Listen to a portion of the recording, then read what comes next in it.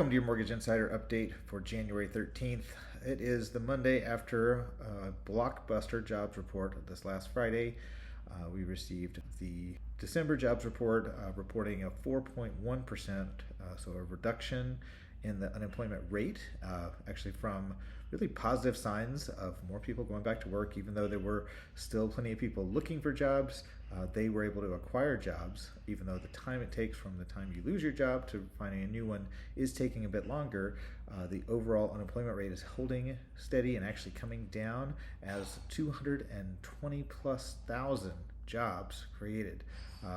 Almost double what was expected from the general economic outlooks. So let's take a look at the result. We're going to take a look back a couple years since November 2023, the last time we saw the 10-year Treasury yield close to 5%. So just right over almost 4.8% today. So today we have the 10-year Treasury at 4.79%, up 2 basis points after a rocket shot on Friday. And using this 2-year chart, we can see rates just above this 4.735% line, which was held up until April 2024, actually touched that line and fell below it and has been out there ever since.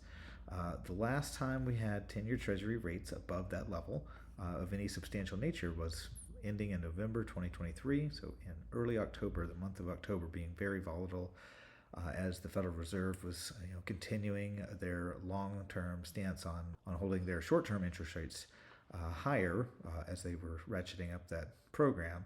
We had a spike on the 10-year, and we're literally at points of 2 years back in interest rate upheaval, as we really are in a new era coming into the new presidency.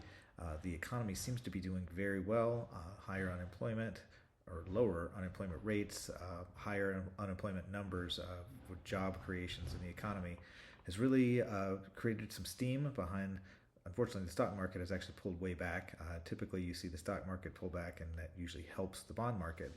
But in this case, longer term, it does appear that many are talking about the Federal Reserve going from a couple months ago 4 rate cuts in 2025 to now projecting on their side 2 rate cuts, but many of the analysts are starting to say they might only cut the rate one time, or maybe not at all in 2025 if the economy starts to do as well as it's been.